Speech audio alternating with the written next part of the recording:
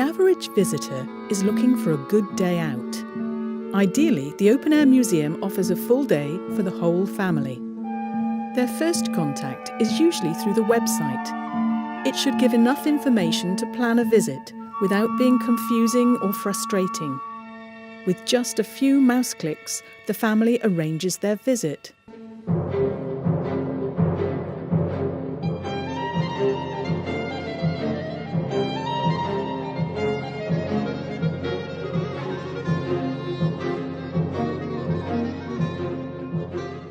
Basic information is crucial for the visitor. What are the opening times and on which days? Is there a season for opening? Also, what is the thematic organisation? Some open-air museums consider real archaeological remains, while others rely solely on reconstructions. Some are set in one historical context. Others present many different periods. I've worked with a lot of open-air museums and traditional museums. Sometimes they have knowledge and expertise that I wish to use as a scientist, and other times we've had joint projects where we've worked together. It's a dialogue, and it's part of the dialogue with science, but it can also be part, and a good part, of the dialogue with the visitor.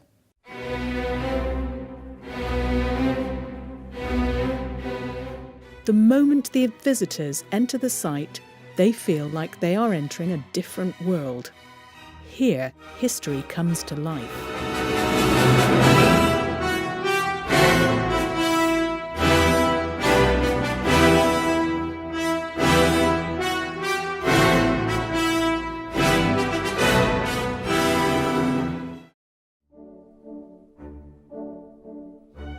First impressions are very important. Not only should the site itself be neat and tidy, the staff that the visitors meet should be kind and helpful. The staff should also be aware that visitors have some primary concerns when coming to an open-air museum. What is there to do? Where can I get some coffee? Where are the facilities?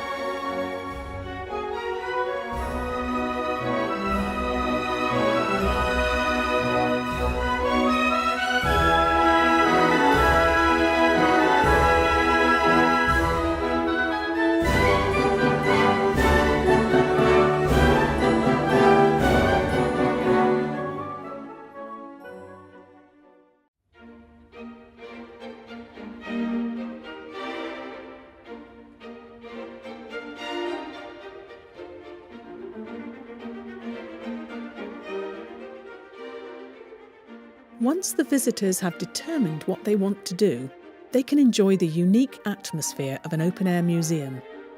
Staff should be on hand to explain things and give additional information, but should be aware of the visitors' needs. Are they looking around, interested in what's going on? Are they consulting a map and looking for the restaurant? Are they eager to join in certain activities or hesitant?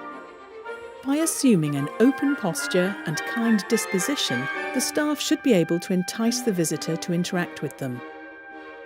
The advice for staff should be, assume the role of expert and be sure to involve enough members of the public in your stories.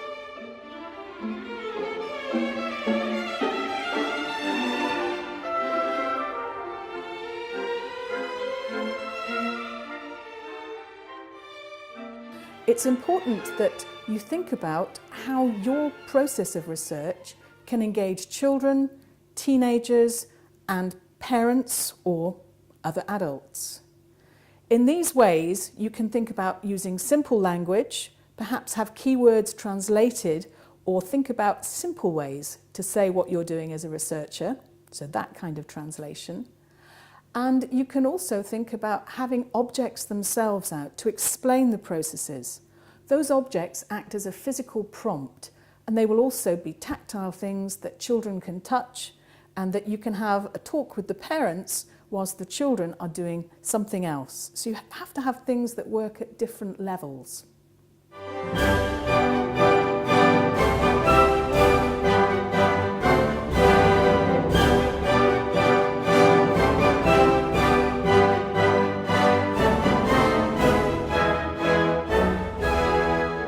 While a tour can be interesting in itself, the unique opportunity offered by an archaeological open-air museum is to experience history firsthand, to handle objects and participate in activities. The participants are asked to take part in the tour, to ask questions and to challenge the tour guide. This means the interpreter or guide should be ready to answer a wide array of questions. They are the expert for the audience and the ambassador of the open-air museum. They need to be prepared for any kind of visit: adults, experts, kids, organise school excursions. That is why one of the main purposes of an archaeological open-air museum is education. The live interpreters leave a lasting impression on the thousands of kids that visit the museum every year. It is important that the students are prepared for their visit, so that they know what to expect and what is expected of them.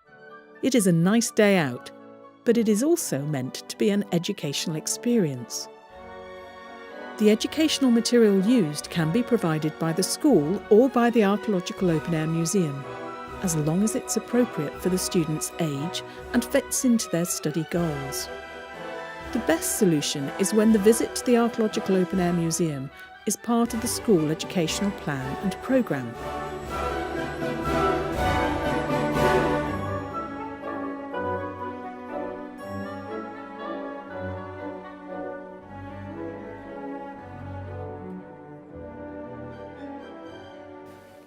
One of the things that you can focus on as a researcher is usually process, product, or preservation. The first is the process. How do you take this animal product, maybe a skin, or how do you take this plant from the field all the way through to a finished object? Some of those processes might be really unfamiliar to the visitor and will be part of something which they find interesting. So process, product and preservation are three very strong themes of the ways in which researchers interact with these museums and also therefore with the dialogue with the visitor. But sometimes the archaeological object might not be on site, or it might not be possible to have it. Perhaps it might be possible to show a replica. So for example, this little piece here is a real archaeological tool, but I also have a replica with me. And I can let visitors use the replica if they want. Other times you can maybe use a photograph or something which shows the object as it exists now. It might be only a fragment of a pot, but in this case it has a really interesting textile impression. And some cases you can use modern technology like these 3D prints to help you engage with the visitor. Examples of how to make tanned leather of the sort used in making that shoe. And you can also show some things which might be really unfamiliar, such as salmon skins, and how to get from what looks like dried sticks to really fine fibres to then spin them up and use them to make fine textile objects.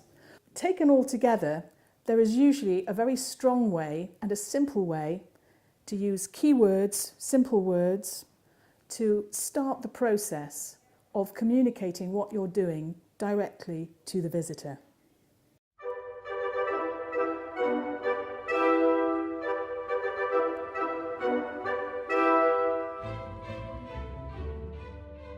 Everyone needs to eat.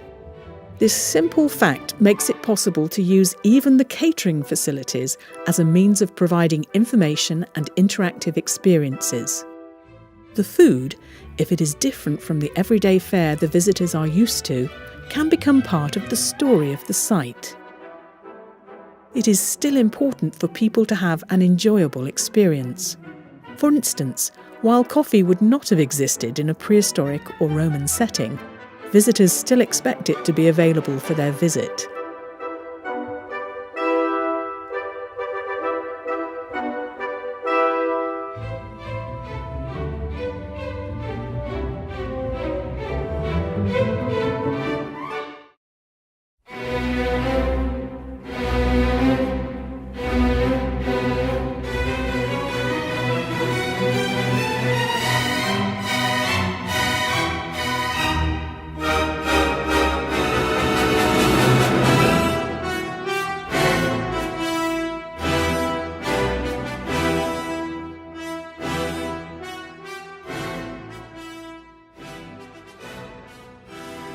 Giving the visitors a show at a set time and place can give a nice rhythm to the day. After lunch, they visit a different part of the park before making their way to the show. They have been told it should be spectacular, increasing their anticipation.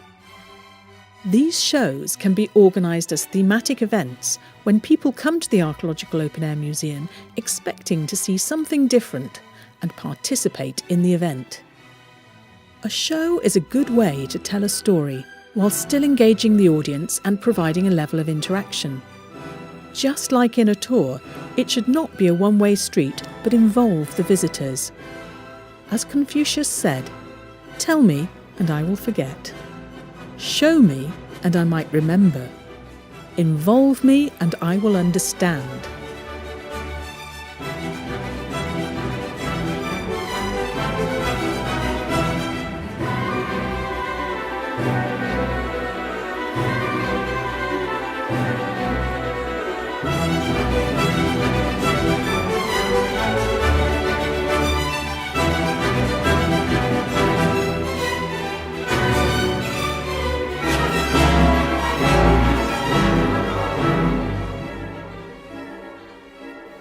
In conclusion, anybody conducting research with the museums or using their facilities really needs to engage with the dialogue with the visitor.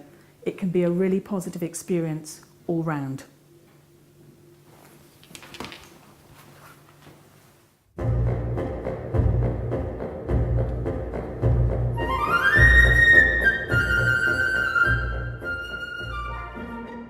As important as the start of the visit is its conclusion. This is a perfect time to pick up that last memento or souvenir to show off at home. For the Archaeological Open Air Museum, it is also an opportunity to ask for feedback or offer a subscription. In this way, the visitors are invited to stay connected and plan their return visit.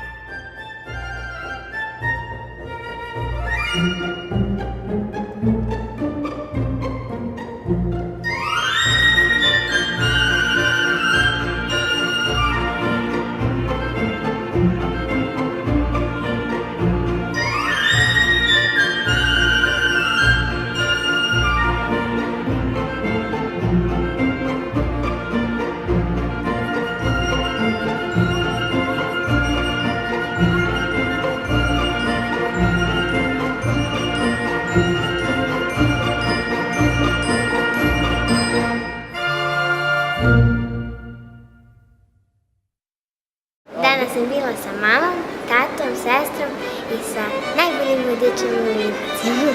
Toku godine u Arheološkom parku Vinkovci organizujemo različite događaje i eventove gde se trudimo da privučemo što veći broj posetilaca i turista, kako stranih, tako i domaćih. Mi želimo u stvari turistima da prenesemo duh vremena starog Rima i atmosferu koja je vladala vilama, kućama i prilikom nekih kako svakodnevnih, tako nekih posebnih događanja u njihovom životu. Preporučila bih i ostalim porodicama da dođu, da vide ovo mesto. Prelepo je, znači deca mogu mnogo toga naučiti, mnogo toga vidjeti, što inače u nekim svakodnevnim uslovima nemaju prilike za tako nešto. Svidjeli su mi se grobnice kad smo prolazili tamo i bazin kada smo išli da gledamo bazin. Mostly the type of visitor we have is the school groups.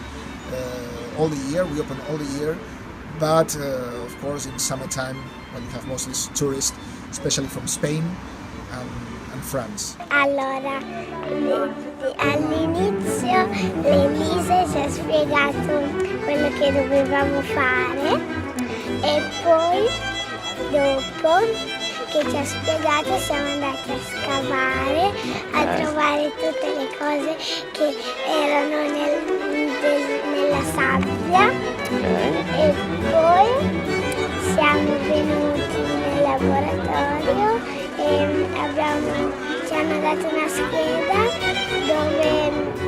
dove uno doveva scegliere un osso o un altro materiale e poi c'era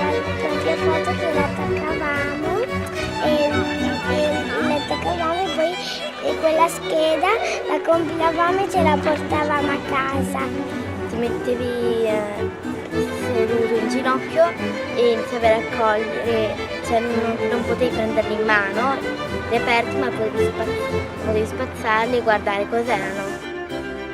Noi, allora, io lo conoscevo già perché sua sorella da piccola è venuta con la scuola e poi è da un po' che desideravo ritornare per portar lei e abbiamo colto l'occasione oggi, anche approfittando del laboratorio che ci è stato offerto e quindi abbiamo visto tante cose interessanti.